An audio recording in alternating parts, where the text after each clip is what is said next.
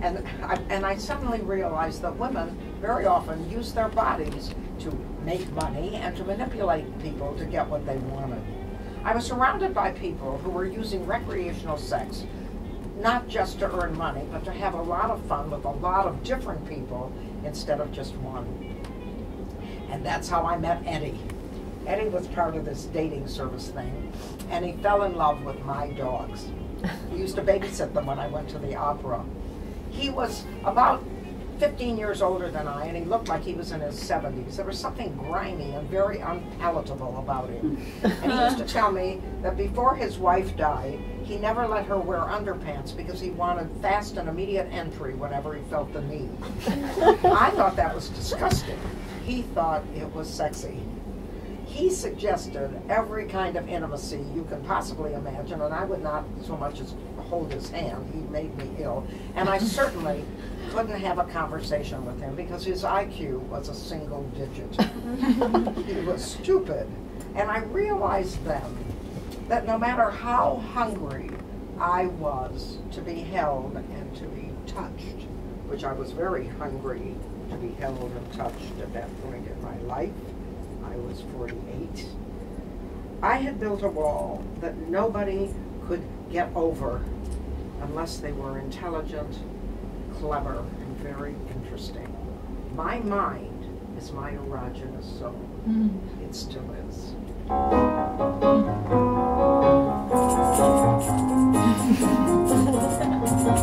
You can be homely as a mud fence. You can be sloppy, but don't be dense. If you are clever and wise and smart, you're on a pathway to my heart. You will thrill me to the bone, 'cause my mind is my erogenous zone. Yes, it is. To be sloppy, I get this wrong every time. You can be sloppy, but don't be, they come for nothing if you are dense. All the while,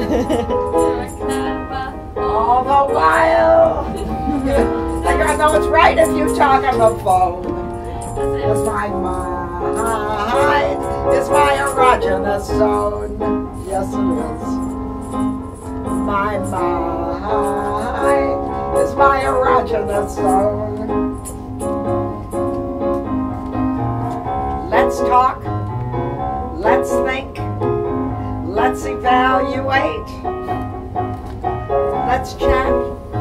Let's see. And let's debate. Come on, thrill me to the bone.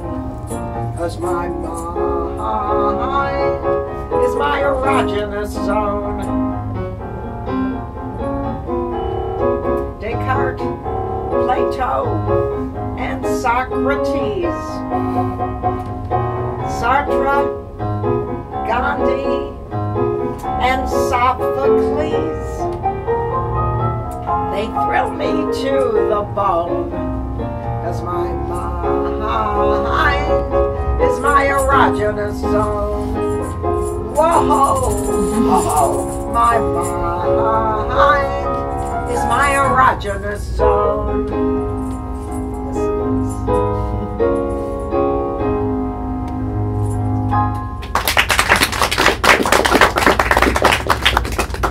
When I was 76, I fell madly in love for the first time. 76. I've always said that no one has come on to me in 50 years. Pardon? I've always said that no one has come on to me in 50 years. I'm in the wrong thing. Thank you very much. I've always said, we'll try again. I've always said that no one has come on to me for 50 years. Do I have music for that?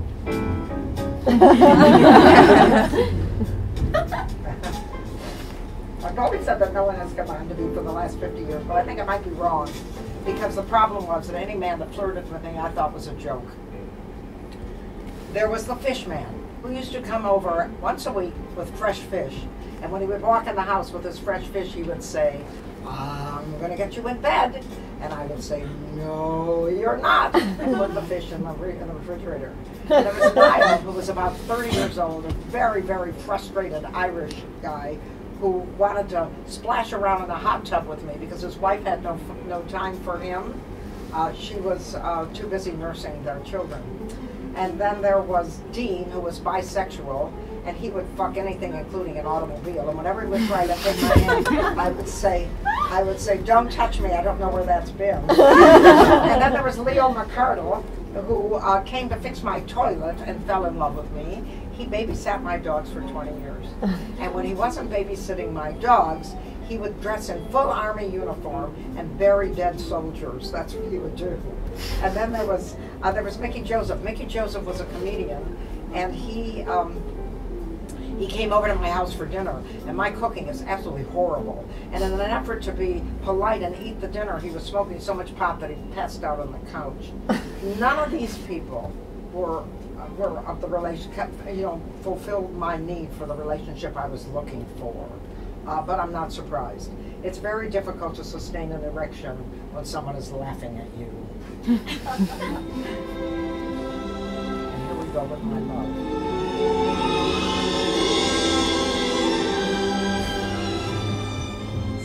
You know, when I was 76, I fell madly in love for the first time. I met a man who was 20 years younger than I, who was married, who appeared out of nowhere to help me with my shows and help me and asked nothing in return. It all began when he offered to drive me from London to Edinburgh. That was a 7-hour drive. I was dreading it. I am crap at small talk, and I was going to be cooped up in this little car with someone I hardly knew. To my shock, we bonded immediately as soon as we started really talking to one another. He struck a responsive chord I had not experienced in 7 decades. That's a very long time. I had found a like man. I loved his Britishness. He was very aware of his place in society and his obligation to others, that the me American society has no concept of. And he was he believed in rules, which of course is something I don't believe in at all. But when we started talking about social issues, we agreed on everything, and everything we talked about descended into a laugh. The 7 hours seemed like 7 seconds. That man stayed to help me for many years, for 5 years, and I still don't understand why he did it and why he was always there, but he was. It was like magic. It was like rubbing a lamp and a genie would happen. I would be at King's Cross, and I would think, how am I going to cross the streets? The cars are coming in all the wrong directions, and there he'd be. I was at the grass marker with all my props around my feet thinking, I'll never be able to carry this to the venue. And there he was. When I had to go to a venue and couldn't find it, he was there. He was like an angel to me. I never realized that I was creating the same pattern with him that I created with every man that was interested in me, until I was 80 years old and broke my wrist. Instead of being the caring, kind man that he always was, he got angry at me. When I told him I had to go to the hospital, he was furious because he felt an unspoken obligation to take me to the hospital, even though I hadn't asked him to take me. And it was time that he didn't want to give up.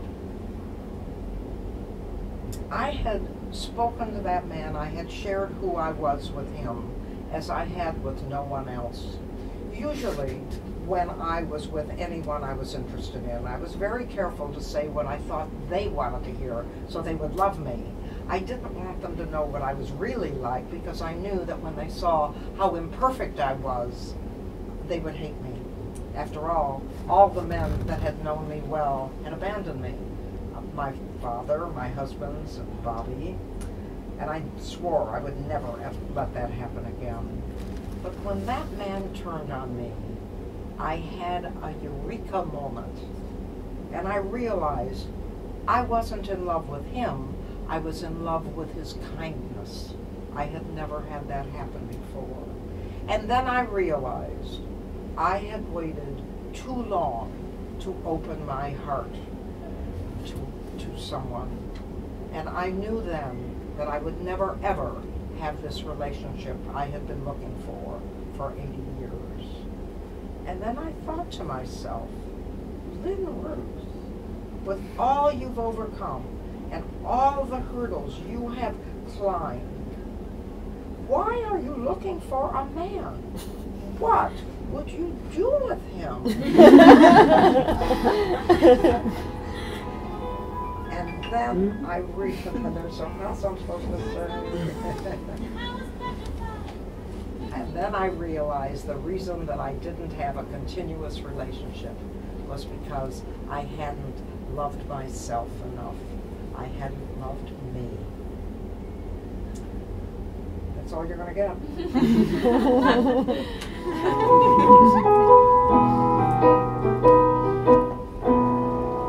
I love men, love them all, gay or straight, short or tall, men who smile back at me, love their masculinity. I love men, they pretend that they're strong, I just smile, play along. They're alike, somber pairs, soft inside like cuddly bears. I love men.